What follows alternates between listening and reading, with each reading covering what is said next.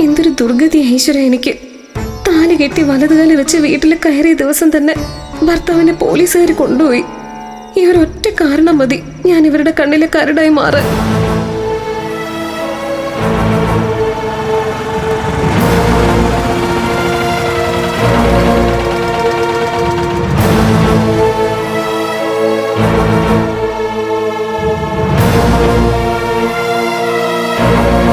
ചന്തു ഇന്നിനി വീട്ടിലേക്ക് പൊയ്ക്കോ.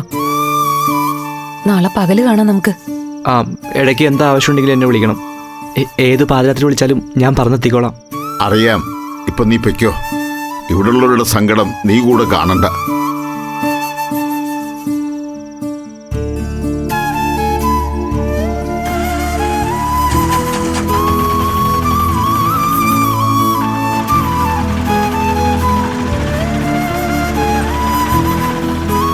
അലക്സി എന്ത് പറഞ്ഞു മോളെ?